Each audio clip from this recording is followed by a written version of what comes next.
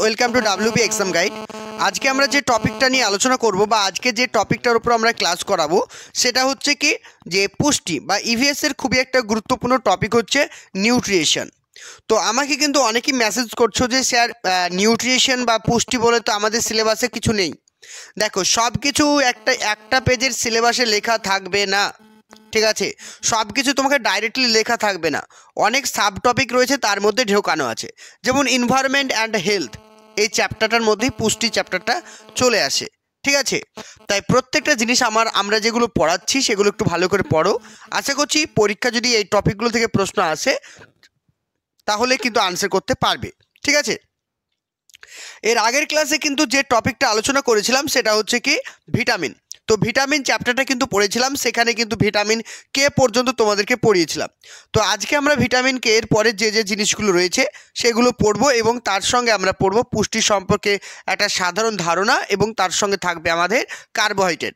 তার নেক্সট ক্লাসে আমরা পড়বো প্রোটিন ও ফ্যাট নিয়ে, পুরো ডিটেলসে কিন্তু আলোচনা করব। কারণ কনসেপ্ট ক্লিয়ার না করলে কিন্তু পরীক্ষা প্রশ্ন তোমাদের কমন কখনোই পারবে না।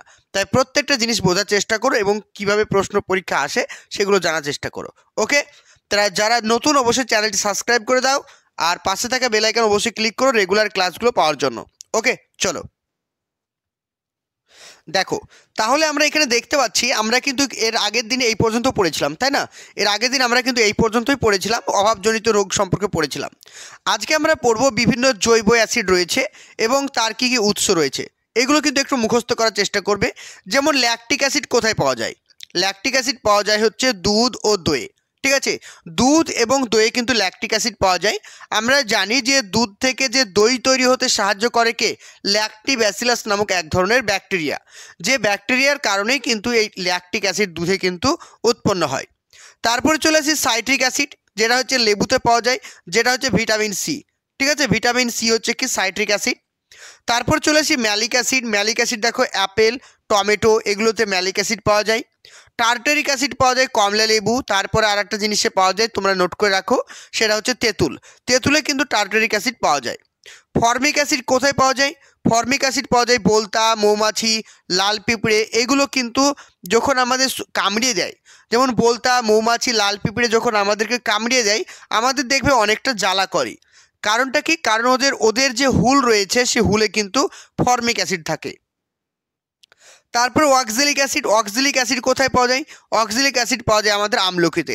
অক্সালিক অ্যাসিড কিন্তু আমলকিতে পাওয়া যায়, এটা কিন্তু মাথায় রাখবে, ঠিক আছে? Oxalic acid. তারপর চলে আসো ইথানল। ইথানল পাওয়া যায় কোথায়? পাকা আনারসে ইথানল পাওয়া যায়। ক্যালসিয়াম অক্সালেট কোথায় পাওয়া যায়? সেটা হচ্ছে কচু। কচুতে পাওয়া যায় কি? Calcium oxalate. ওকে, প্রত্যেক ক্লিয়ার? তারপর দেখো বিউটেরিক অ্যাসিড। বিউটেরিক অ্যাসিড কোথায় পাওয়া যায়? মাখন, ঠিক আছে? তাহলে এখানে যে অ্যাসিডগুলোর আমরা নাম পেলাম, এই অ্যাসিডগুলোর নাম তোমরা একটু স্ক্রিনশট করে নিতে পারো যারা ইউটিউবে ক্লাস করছো। আর যারা আমাদের পেড ব্যাচে ক্লাস করো তারা তো পিডিএফ পেয়েই যাবে, ঠিক আছে? হয়েছে সবার স্ক্রিনশট করা? চলো নেক্সট দেখো। এবার আমরা তোমাদেরকে আরেকটা ইনফরমেশন দিয়ে দিই। 2024 প্রাইমারি টেটের জন্য কিন্তু আমাদের নতুন ব্যাচ স্টার্ট হয়েছে। তো তোমরা যারাই অ্যাডমিশন নিতে চাইছো, এখানে যে তোমরা নাম্বারটি দেখতে পাচ্ছ, স্ক্রিনে দেওয়া যে নাম্বারটি দেখতে পাচ্ছ 9647300217, এই নাম্বারে কন্ট্যাক্ট করে আমাদের কোর্স সম্পর্কে পুরো ডিটেলস ইনফরমেশন তোমরা পেয়ে যাবে। তো যারাই অ্যাডমিশন নেবো মনে করছো প্রাইমারি এবং আপার প্রাইমারি দুটোরই জন্য, তো তোমরা কিন্তু 9647300217 এই নাম্বারে কন্ট্যাক্ট করো। এখানে সমস্ত জিনিস তোমরা কিন্তু ডিটেলসে পেয়ে যাবে। ক্লাসের ফিজ, ক্লাস কখন হয়, আমাদের ক্লাস 8:30, ঠিক আছে? 8:30 PM হয়ে থাকে রেগুলার রাত্রি। তো লাইভ ক্লাস, রেকর্ড ক্লাস সমস্ত কিছুই পেয়ে যাবে। ওকে, চলো নেক্সট দেখো। চলো এবার আমরা যেটা পড়বো সেটা হচ্ছে কি vitamin B complex, very very important, ঠিক আছে? তো ভিটামিন বি কমপ্লেক্সের মধ্যে যেগুলো প্রথমেই পড়বো আমরা সেটা হচ্ছে কি থিয়ামিন। তাহলে ভিটামিন বি1, ভিটামিন বি1 এর রাসায়নিক নাম কি? পরীক্ষা আসে, সেটা হচ্ছে কি থিয়ামিন। তাহলে ভিটামিন বি1 এর রাসায়নিক নাম কি? সেটা হচ্ছে থিয়ামিন। আবার দেখো কি বলছে উৎস। উৎস কি দেখো, ভিটামিন বি1 কোথায় কোথায় পাই আমরা? ডিমের কুসুম, ঢেকি ছাটা চাল, দানা শস্যের খোসা ও ভ্রূণ ও বাদাম। তাহলে বাদামের যে ভ্রূণ রয়েছে সেখানেও কিন্তু আমরা পেয়ে যাই। তাহলে থিয়ামিন বা ভিটামিন বি1 কোথায় পাই? ডিমের কুসুম, ঢেকি ছাটা চাল, যেটাকে আমরা বলি ঢেকি ছাটা চাল বা গুঁড়ো চাল, ঠিক আছে? গুঁড়ো চালও পেয়ে যাই। দানা শস্যের খোসা এগুলোতে কিন্তু পাওয়া যায়। আর অভাবজনিত লক্ষণ কি? অভাবজনিত লক্ষণ বলছে বেরি রোগটা, ভেরি ইম্পর্টেন্ট। তাহলে বেরি রোগ হয় কিসের কারণে? ভিটামিন বি1 বা থিয়ামিনের কারণে। এছাড়াও আমাদের বিভিন্ন ধরনের মানসিক রোগ হয়ে থাকে। নেক্সট বলছে ভিটামিন বি2। তাহলে ভিটামিন বি2 যার রাসায়নিক নাম হচ্ছে কি রাইবোফ্লাভিন, মনে থাকবে। উৎসটা দেখে নাও, যকৃৎ, বৃক্ষ, ডিমের সাদা অংশ, ছোলা, কলমি, নোটে শাক, পালং শাক, এগুলো কিন্তু প্রচুর পরিমাণে কিন্তু ভিটামিন বি2 পেয়ে যায়। তাহলে ভিটামিন বি2 কোথায় পাই? যকৃৎ, বৃক্ষ, তারপর ডিমের সাদা অংশ, ছোলা, কলমি, এগুলোতে কিন্তু আমরা প্রচুর পরিমাণে কি পেয়ে যাচ্ছি আমরা ভিটামিন বি2। ওকে, তারপর নেক্সট ভিটামিন বি2 এর কারণে কি রোগ হতে পারে? ভিটামিন বি2 এর কারণ হচ্ছে কি? দেখো, অভাবজনিত লক্ষণ কি? ঠোঁটের কোনা ফুলে গিয়ে ঘা হয়। আমাদের দেখবে অনেক সময় ঠোঁটের কোনা ফুলে যায়, ঠোঁটে ঘা হয়, যাকে আমরা বলি কি চেইলোসিস রোগ। তাহলে চেইলোসিস রোগ বা স্টোমাটাইটিস, মনে থাকবে।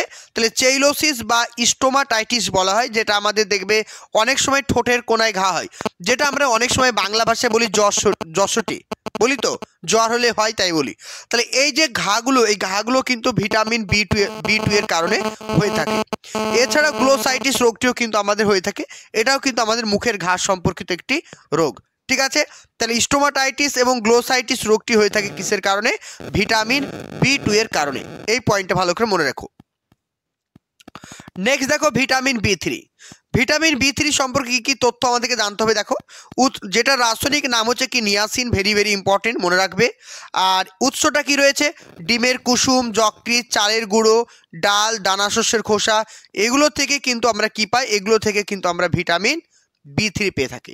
তাহলে ভিটামিন বি3 কোথা থেকে পাচ্ছি? আমরা জানলাম যে ডিমের কুসুম, যকৃৎ, চালের গুঁড়ো, ডাল, দানা শস্য, খোসা, এগুলো থেকে কিন্তু ভিটামিন বি3 পাই। এর অভাবজনিত লক্ষণ কি বা এর কারণে কি রোগ হতে পারে? আমাদের শরীরে যদি ভিটামিন বি3 ঘাটতি হয়, তাহলে আমরা কি রোগ হবে? নাম্বার 1, পেলেগ্রা, ভেরি ইম্পর্টেন্ট রোগ। তাহলে পেলেগ্রা রোগটি কিসের কারণে হয়? ভিটামিন বি3 কারণে হয়। তাই নিয়াসিনকে কি বলা হয়? পেলেগ্রা প্রিভেন্টিভ ফ্যাক্টর বলা হয়। তাহলে নিয়াসিনকে কি বলা হয়? পেলেগ্রা প্রিভেন্টিভ ফ্যাক্টর বলা হয়। বোঝা গেল? পেলেগ্রা প্রিভেন্টিভ ফ্যাক্টর কাকে বলা হয়? নিয়াসিনকে। কারণ নিয়াসিনের অভাবে যেহেতু পেলেগ্রা রোগ হচ্ছে, যদি আমরা নিয়াসিন ভিটামিন কনজিউম করি, তাহলে পেলেগ্রা রোগটি হবে না। বোঝা গেল? ক্লিয়ার? চলো নেক্সট দেখো। নেক্সট চলে আসি আমরা। দেখো, এখানে আমরা নেক্সট দেখতে পাচ্ছি কি ভিটামিন বি5। তো ভিটামিন বি5 এর রাসায়নিক নাম হচ্ছে কি প্যান্টোথেনিক অ্যাসিড। ভালো করে মনে রাখবে কিন্তু, ঠিক আছে? এই রাসায়নিক নামগুলো দিয়ে কিন্তু তোমাদের কলম অনুযায়ী পরীক্ষা প্রশ্ন আসতে পারে। এরকম ধরো কলম দিয়ে দেবে ভিটামিন বি1, বি2, বি3, এবার এখানে রাসায়নিক নামগুলো থাকবে যে মিলাতে দেবে। বুঝতে পেরেছো? তাহলে এগুলো কিন্তু পরীক্ষার জন্য ইম্পর্টেন্ট। এবার দেখো, ভিটামিন বি5 যেটাকে বলা হয় কি প্যান্টোথেনিক অ্যাসিড। উৎসগুলো দেখো, এখানে উৎস বলছে কি যকৃৎ, বৃক্ষ, ডিমের সাদা অংশ, চাল ও গমের গুঁড়ো, রাঙা আলু, এগুলো থেকে কিন্তু ভিটামিন বি5 পাওয়া যায়। এর অভাবজনিত রোগ কি? অন্ত্রে ঘা হয়, আমাদের যে ইন্টেস্টাইন রয়েছে সেখানে ঘা হতে পারে, পেশিতে টান হতে পারে, স্নায়ু ক্ষয়, চর্মরোগ, তারপরে পাখির পেরোসিস রোগটি হয়। এখানে যেটা বেশি ইম্পর্টেন্ট সেটা হচ্ছে পাখির পেরোসিস রোগটি কোন ভিটামিনের কারণে হয়ে থাকে? তাহলে আনসার হবে কি তোমাদের ভিটামিন বি5। তাহলে ভিটামিন বি5 এর কারণে কিন্তু প্যান্টোথেনিক অ্যাসিড যেটা রাসায়নিক নাম, তার কারণে কিন্তু পাখিদের পেরোসিস রোগটি হয়ে থাকে। এছাড়াও ইঁদুর ও মুরগির কিন্তু ডার্মাটাইটিস রোগটি হয়। এটা মনে রাখবে, ডার্মাটাইটিস রোগটি কাদের হয়ে থাকে? ইঁদুর ও মুরগি। ঠিক আছে? আর এটি কিসের কারণে হয়ে থাকে? সেটা হচ্ছে ভিটামিন বি5 এর কারণে। চলো নেক্সট চলে আসি কি ভিটামিন বি6, যেটাকে আমরা বলি কি পাইরিডক্সিন। ভিটামিন বি6কে কি বলা হয়? দেখো, ভিটামিন বি6কে বলা হয় কি পাইরিডক্সিন বলা হয়। উৎসগুলো দেখে নাও, বোঝো দুধ, ডিম, ইস্ট, অঙ্কুরিত শসা, সবুজ শাকসবজি, এগুলো থেকে কিন্তু প্রচুর পরিমাণে ভিটামিন বি6 পাওয়া যায়। বোঝা গেল? তাহলে ভিটামিন বি6 আমরা কোথা থেকে পাচ্ছি? দুধ, ডিম, ইস্ট, অঙ্কুরিত শসা, সবুজ শাকসবজি, এগুলো থেকে কিন্তু আমরা ভিটামিন বি6 পেয়ে থাকি। আর ভিটামিন বি6 এর রাসায়নিক নাম হচ্ছে কি পাইরিডক্সিন, এটাও মনে রেখো। তারপর দেখো অভাবজনিত লক্ষণ কি কি দেখতে পাবো। ডার্মাটাইটিস রোগটি হতে পারে, আমাদের স্ক্রিনে যেহেতু যে প্রবলেমগুলো হয় সেটা ভিটামিন B6-এর কারণে হয়। তারপরে মাইক্রোসাইটিস অ্যানিমিয়া দেখা হয়। তাহলে দেখো ভিটামিন বি ইম্পর্টেন্ট শব্দ যেটা বেশি সেটা যে এটা, ঠিক আছে, ভিটামিন B6-এর কারণে কোন ধরনের অ্যানিমিয়া বা রক্তকল্পতা হয়ে থাকে, সেটা হবে মাইক্রোসাইটিক। বোঝা গেল? তাহলে মাইক্রোসাইটিক অ্যানিমিয়া হয় কিসের কারণে, সেটা হচ্ছে ভিটামিন B6, যার রাসায়নিক নাম হচ্ছে পাইরিডক্সিন। এটা কিন্তু মনে রাখবে। ওকে, চলো এবার আমরা দেখে নেব কি ভিটামিন B7। ভিটামিন B7 যেটা রাসায়নিক নাম আমরা কি বলবো, বায়োটিন। ভিটামিন B7-কে কি বলা হয়, ভিটামিন B7-কে বলা হয় বায়োটিন বলা হয়। উৎসটা দেখো, ডিমের কুসুম, যকৃৎ, চীনাবাদাম, কিছু শাকসবজি, এগুলো থেকে পাওয়া যায়। আর অভাবজনিত লক্ষণ কি, বৃদ্ধিতে ব্যাহত হয়, অর্থাৎ আমাদের যে গ্রোথ এবং যে ডেভেলপমেন্ট সেটা কিন্তু বাধা সৃষ্টি করে কে, ভিটামিন B7, যার রাসায়নিক নাম হচ্ছে কি বায়োটিন। ক্লিয়ার সবার? চলো এবার চলে আসো ভিটামিন B9। ভিটামিন B9-এর রাসায়নিক নাম হচ্ছে কি ফলিক অ্যাসিড। ভিটামিন B9-এর রাসায়নিক নাম হচ্ছে কি ফলিক অ্যাসিড। উৎস দেখো, ডিমের কুসুম, যকৃৎ, বৃক্ষগম, ইস্ট, ব্যাঙের ছাতা, সোয়াবিন, সবুজ শাকসবজি, এগুলো থেকে আমরা কি পাই, ভিটামিন B9 পেয়ে যাই। ভিটামিন B9-এর রাসায়নিক নাম হচ্ছে ফলিক অ্যাসিড, মনে রাখবে।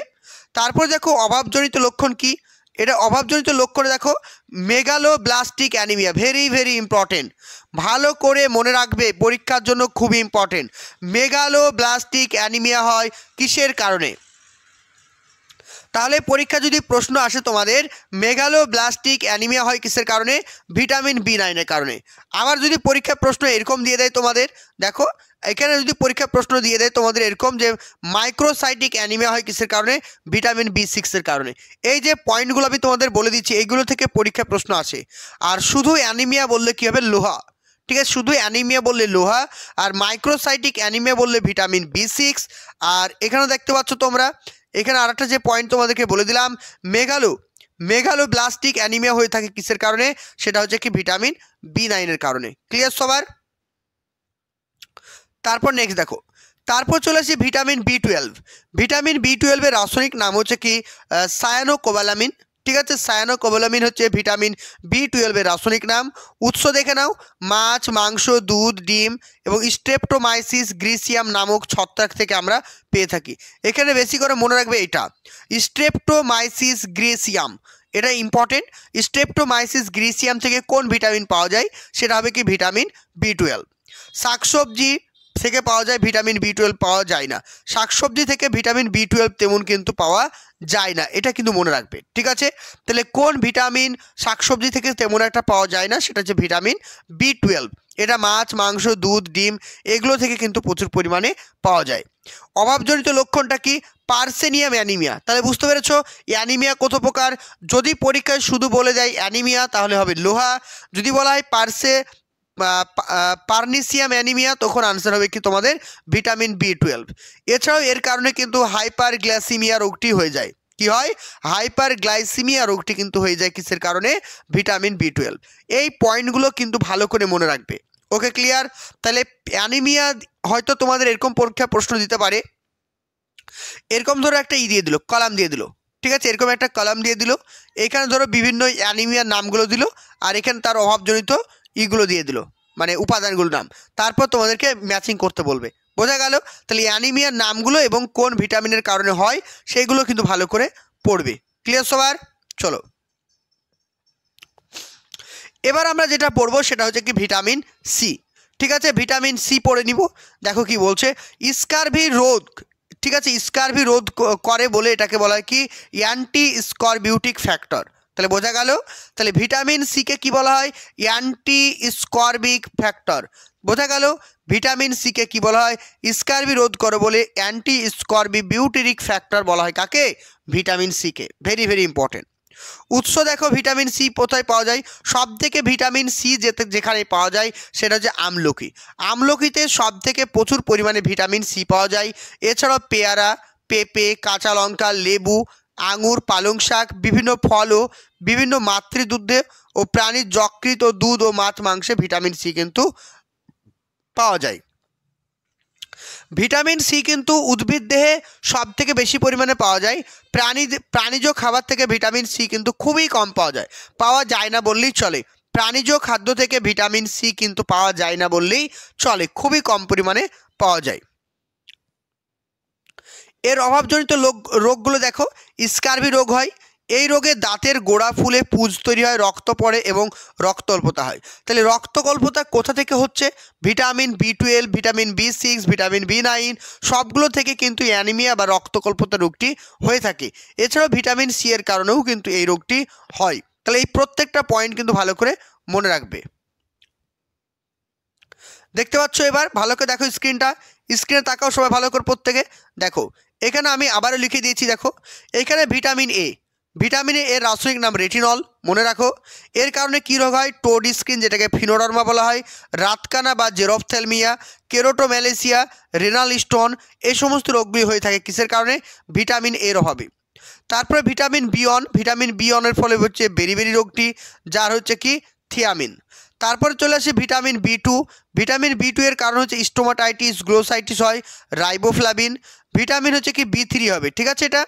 এটা ভিটামিন B5 না, এটা হবে ভিটামিন B3। পেলেগ্রা রোগটি হচ্ছে নিয়াসিন। তারপর ভিটামিন B12 এর কারণ রাসায়নিক নাম হচ্ছে সায়ানোকোবালামিন, পার্সেনিয়াম অ্যানিমিয়া বা রক্তকল্পতা হয়ে থাকে। Vitamin C, ascorbic acid, scurvy রোগটি হয়ে থাকে। তারপর নেক্সট বলছে কি ভিটামিন ডি, যেটাকে বলা হয় রিকেট বা অস্টোম্যালিসিয়া। বাচ্চাদের রিকেট এবং বড়োদের অস্টোম্যালিসিয়া রোগটি হয়ে থাকে, যার রাসায়নিক নাম হচ্ছে ক্যালসিফেরল। ভিটামিন কে, যেটার রাসায়নিক নাম হচ্ছে কি ফাইলোকুইন, যেখান থেকে কিন্তু হেমোরেজ বা রক্তক্ষরণ প্রতিহত করে। ভিটামিন ই দেখো, ভিটামিন ই এর রাসায়নিক নাম হচ্ছে টোকোফেরল, যেটা হচ্ছে বন্ধ্যত্ব রোগটি হয়ে থাকে। বোঝা গেল? তাহলে পুরো ভিটামিনটা আমরা কিন্তু কমপ্লিট করে নিলাম। ভিটামিনের এর বাইরে কিন্তু কোনো রকম প্রশ্ন আসবে না। ক্লিয়ার? তাহলে ভিটামিন সম্পর্কে আমাদের details class complete. Primary TET 2024কে লক্ষ্য করে কিন্তু আমাদের প্রাইমারি এবং আপার প্রাইমারি ব্যাচ শুরু হয়েছে। এখানে শুধুমাত্র একটা কোর্সে অ্যাডমিশন নিলে তোমরা প্যারালালি দুটো কোর্সেরই প্রিপারেশন নিতে পারবে। এখানে যে নাম্বারটি দেখতে পাচ্ছ স্ক্রিনে 9647300217, এই নাম্বারে কন্ট্যাক্ট করে আমাদের কোর্সে তোমরা অ্যাডমিশন নিতে পারো। এখানে previous year question, all subject analysis, topic wise class সমস্ত কিছু কিন্তু তোমরা এখানে পেয়ে যাবে। সঙ্গে থাকছে লাইভ ক্লাস, রেকর্ডিং ক্লাস, সমস্ত কিছু ওয়ার্ল্ড ডিটেলস। ক্লাসের পরে তোমরা পেয়ে যাবে পিডিএফ প্রত্যেকটা সাবজেক্টের। তোমরা পিডিএফগুলো আমাদের দেখতে পাচ্ছ কালারফুল করা আছে, যাতে তোমাদের হাইলাইট করা আছে, পড়তে অনেক বেশি সুবিধা হয়। চলো এবার আমরা যেটা পড়বো সেটা হচ্ছে কি খাদ্য ও পুষ্টি। আমাদের যে খাদ্য রয়েছে, খাদ্যে কি কি পুষ্টি রয়েছে সেই সম্পর্কে আমরা একটু বেসিক ধারণা নিয়ে নেব। তাহলে প্রথমে আমরা যেটা পড়বো সেটা হচ্ছে কি দেখে নাও, যে পদ্ধতিতে জীব খাদ্য গ্রহণ করে ও খাদ্যবস্তুর পরিপাক, শোষণ, আত্তীকরণ ও বহিষ্করণের মাধ্যমে প্রাণীদের ক্ষেত্রে, অথবা সংশ্লেষণ বা আত্তীকরণের মাধ্যমে উদ্ভিদের ক্ষেত্রে দেহের বৃদ্ধি ঘটায়, ক্ষয়পূরণ করে এবং খাদ্যস্থ শক্তিকে ব্যবহার করে তোলে, তাকে বলছে পুষ্টি। তাহলে নিউট্রিশন বা পুষ্টি কাকে বলছে? তাহলে নিউট্রিশন বা পুষ্টি উদ্ভিদ দেহে আলাদা এবং প্রাণী দেহে আলাদা। তাহলে উদ্ভিদ দেহে পুষ্টির কী কী ভাগ রয়েছে, প্রাণী দেহের পুষ্টির কী কী ভাগ রয়েছে, এগুলো কিন্তু আমাদেরকে ডিটেলসে ভালো করে জানতে হবে। বোঝা গেল? তাহলে দেখতে পাচ্ছ পুষ্টির কাজ কী কী দেখো। তাহলে পুষ্টির কাজ হচ্ছে আমাদের ক্ষয়পূরণ করা, বৃদ্ধি ঘটানো, তারপরে খাদ্যে বিভিন্ন যে শক্তিগুলো রয়েছে সেই শক্তিগুলো আমাদের শরীরে সরবরাহ করা। তাহলে এগুলো হচ্ছে কি এক একটা পুষ্টি। ওকে, ক্লিয়ার? দেখো এবার আমরা পড়বো কি পুষ্টির বিভিন্ন পর্যায়। পুষ্টির কি কি পর্যায় আছে দেখো। একটা হচ্ছে উদ্ভিদ পুষ্টির পর্যায়, একটা হচ্ছে প্রাণী পুষ্টির পর্যায়। তাহলে উদ্ভিদের ক্ষেত্রে দুই ধরনের পর্যায় বা দুই ধরনের স্টেজ দেখতে পাই। তাহলে উদ্ভিদের ক্ষেত্রে আমরা পুষ্টির দুটো স্টেজ আমরা দেখতে পাবো। একটাকে বলছে কি সংশ্লেষ, আর একটাকে বলছে কি আত্তীকরণ। বোঝা গেল? একটা বলছে সংশ্লেষ আর একটা বলছে আত্তীকরণ। দেখো কি বলছে সংশ্লেষ মানে কি? জৈব খাদ্য উপাদান থেকে জৈব পদার্থ গ্রহণ করা। বোঝা গেল?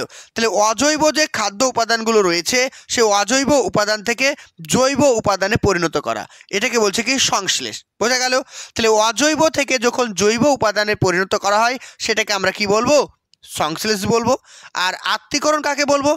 সংশ্লেষিত মানে এই যে সংশ্লেষ প্রক্রিয়া যেটি উপাদানটা তৈরি হয়েছে, মানে সংশ্লেষিত খাদ্যকে প্রোটোপ্লাজমে অংশীভূত করা। বোঝা গেল? তাহলে প্রোটোপ্লাজমে পরিণত করাকে কি বলছে? আত্তীকরণ বলছে। আত্তীকরণ মানে কি? আমরা ভাষার আত্মীকরণ পড়েছি না, আত্মস্থ করে নেওয়া, ঠিক তেমনি এখানে খাদ্যের যে উপাদান সেটাকে আত্মস্থ করে নেয় কিসের মাধ্যমে? প্রোটোপ্লাজমের মাধ্যমে। এটাকে বলছে কি আত্মীকরণ। বেসিক্যালি মনে রাখবে উদ্ভিদ দেহের পুষ্টির পর্যায়ে দুটো, একটা হচ্ছে সংশ্লেষ আর একটা হচ্ছে আত্মীকরণ। ক্লিয়ার? নেক্সট চলে আসি আমরা প্রাণী পুষ্টি। প্রাণী পুষ্টির পর্যায়গুলো কি কি দেখো, একটা হচ্ছে কি ভালো করে মনে রাখবে, একটাকে বলছে খাদ্য গ্রহণ করা, মানে আমরা যে খাবারটা খাচ্ছি সেটা খাদ্য গ্রহণ করলাম, তারপরে আমাদের পেটে গেল মানে পরিপাক হলো, তারপরে হজম হয়েছে, হজম হওয়ার পরে কি হবে, সেই যে খাবারে যে পুষ্টিগুলো রয়েছে সেগুলো শোষণ হবে, তারপরে আত্তীকরণ হবে, তারপরে বহিষ্করণ মানে বাইরে বের হয়ে যাবে। বোঝা গেল? তাহলে 5 ধরনের কিন্তু পর্যায় দেখতে পাচ্ছি কোথায়? আমাদের প্রাণীদেহে। তাহলে আমাদের প্রাণীদেহে পুষ্টির কিন্তু 5টি পর্যায় রয়েছে। একটা বলছে খাদ্য গ্রহণ, পরিপাক, শোষণ, আত্তীকরণ এবং বহিষ্করণ। এই 5টা পর্যায় কিন্তু ভালো করে মনে রাখবে পরপর। ক্লিয়ার সবার? তারপর নেক্সট দেখব পুষ্টির কি গুরুত্ব রয়েছে। জীবের দেহ গঠন মানে যে দেহ গঠন করার জন্য চলন, স্বাভাবিক বৃদ্ধি, জনন প্রভৃতি কাজে পুষ্টির গুরুত্ব অপরিসীম। জীবের ক্ষয়পূরণ করা এবং স্বাস্থ্য রক্ষার জন্য পুষ্টি কিন্তু একান্তই প্রয়োজন। তাহলে পুষ্টি কী কী জন্য প্রয়োজন আমরা কিন্তু জেনে নিলাম। তারপর চলে আসে নিউট্রিয়েন্টস। নিউট্রিয়েন্ট দেখ, এর আগে আমরা পড়লাম নিউট্রিয়েশন। নিউট্রিশন মানে পুষ্টি, আর নিউট্রিয়েন্ট মানে হচ্ছে কি পরিপোষক। জিনিসটা বোঝো, বলছে পরিবেশ থেকে গৃহীত যে সমস্ত জৈব অজৈব বস্তু জীবদেহে বিভিন্ন বিপাকীয় প্রক্রিয়াগুলি সম্পন্ন করে, জীবের জীবন শক্তি সরবরাহ করে, অব্যাহত রাখে, তাদের কি বলা হয়? পরিপোষক বা নিউট্রিয়েন্টস বলা হয়। ঠিক আছে? পরিপোষকের প্রকারভেদ, এই নিউট্রিয়েন্টকে আমরা বিভিন্ন ভাগে ভাগ করতে পারি, বা এই যে পরিপোষক, এই পরিপোষকগুলোকে আমরা বিভিন্ন ভাগে ভাগ করতে পারি। কি কি দেখে নাও। নাম্বার 1, একটাকে বলছে দেহ শক্তি উপাদান, যেটা আমাদের দেহের শক্তি উপাদান তৈরি করে, প্রোটিন, ফ্যাট, কার্বোহাইড্রেট। আরেকটা বলছে দেহ রক্ষা, মানে আমাদের দেহকে রক্ষা করে, সেটা যে ভিটামিন, জল এবং খনিজ লবণ। বোঝা গেল? ভিটামিন কিন্তু কোনো রকম শক্তি আমাদেরকে প্রোভাইড করে না, এটি আমাদের দেহকে রক্ষা করে। বোঝা গেল? ক্লিয়ার? তাহলে ভিটামিন, জল ও খনিজ লবণ এরা কিন্তু আমাদেরকে কোনো রকম শক্তি দেয় না, শুধুমাত্র প্রোটিন, কার্বোহাইড্রেট এবং ফ্যাট এরা কিন্তু শক্তি দেয়। ক্লিয়ার সবার? নেক্সট চলে আসি খাদ্য। খাদ্য বলতে কি বোঝে দেখো, যে সকল দ্রব্য আহারে বা গ্রহণ করলে জীবদেহে পুষ্টি ও বৃদ্ধি সাধন, ক্ষয়পূরণ, তাপশক্তি উৎপন্ন হয়, রোগ প্রতিরোধ শক্তি বৃদ্ধি পায়, তাকে আমরা বলবো খাদ্য। তাহলে খাদ্য হচ্ছে এমন একটি উপাদান যেটি মানুষ তথা সমস্ত প্রাণী যদি গ্রহণ করে তাদের শরীরে কীভাবে বৃদ্ধি ঘটবে, তার রোগ প্রতিরোধ ক্ষমতা বৃদ্ধি পাবে, তারা চলন গমনে সাহায্য করবে, সেগুলোকে আমরা কি বলবো? খাদ্য। এবার চলে আসি দেখো খাদ্যের প্রকারভেদ।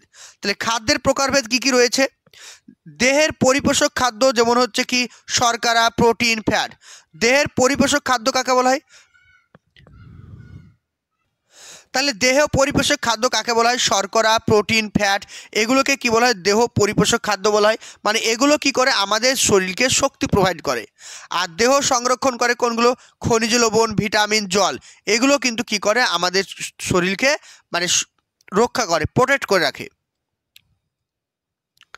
নেক্সট চলো, নেক্সট বলছে দেখো খাদ্যের উপাদান। খাদ্যের উপাদানগুলো কি কি দেখো, একটা বলছে মুখ্য উপাদান কোনগুলো, যেমন হচ্ছে শর্করা বা কার্বোহাইড্রেট, যেখানে আমরা পেয়ে থাকি চাল, আলু, গম, এগুলোতে সব থেকে কার্বোহাইড্রেট পাই। প্রোটিন, মাছ, মাংস, ডিম, এগুলোতে প্রোটিন। ফ্যাট পাওয়া যায় ঘি, তেল, এগুলোতে সব থেকে বেশি পরিমাণে ফ্যাট পাওয়া যায়। নেক্সট দেখে নাও, নেক্সট বলছে কি সহায়ক উপাদান। তাহলে সহায়ক উপাদান কোনগুলো? যেমন খনিজ লবণ, calcium, potassium, sodium, vitamin A, D, B, E, K, জল, এগুলো। তাহলে খাদ্যের সহায়ক উপাদান কোনগুলো? তাহলে খাদ্যের সহায়ক উপাদান কোনগুলো? ভিটামিন, জল, খনিজ লবণ, এগুলোকে কি বলা হয়? সহায়ক উপাদান। আর যেগুলো কম্পালসারি, যেগুলো আমাদের প্রয়োজন মুখ্য উপাদান, সেগুলো হচ্ছে শর্করা, প্রোটিন, ফ্যাট, এগুলো হচ্ছে সব কিন্তু মুখ্য উপাদানের মধ্যে পড়ছে। ক্লিয়ার সবার?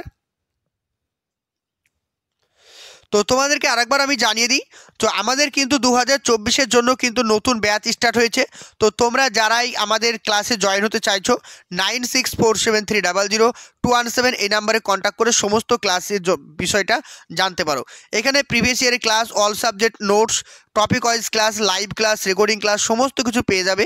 আমাদের ক্লাসের টাইম হচ্ছে রেগুলার 8টা বেজে 30 PM মানে রাত্রি 8:30 এখানে প্রাইমারি আপার প্রাইমারি দুটো ক্লাসই কিন্তু তোমরা একটা কোর্স ফিসে করতে পারবে। ফিজ নিয়ে ভেবো না, কারণ আমাদের ফিজ ওয়েস্ট বেঙ্গলের সবার থেকে কম, কারণ তোমাদের হেল্প করতে পারলে আমরা অনেকটাই খুশি। তো তোমাদের পাশে রয়েছি। তোমরা যারাই 2024-এর এক্সামটিকে ক্র্যাক করতে চাইছো আমাদের ব্যাচে অ্যাডমিশন নিতে পারো। নাম্বারটি যেটি দেখতে পাচ্ছ 9647300217। তো আজকে এই পর্যন্ত। নেক্সট ক্লাসে তোমাদেরকে আমি শর্করাটা পড়াবো, ঠিক আছে? অর্থাৎ কার্বোহাইড্রেট ডিটেলসে পড়তে হবে, তারপরে প্রোটিন, ফ্যাট, এইভাবে আমরা কিন্তু প্রত্যেকটা টপিক কিন্তু ডিটেলসে পড়ে নেব। ওকে, সবাই ভালো থেকো, আবার দেখা হবে নেক্সট ক্লাসে। Thank you.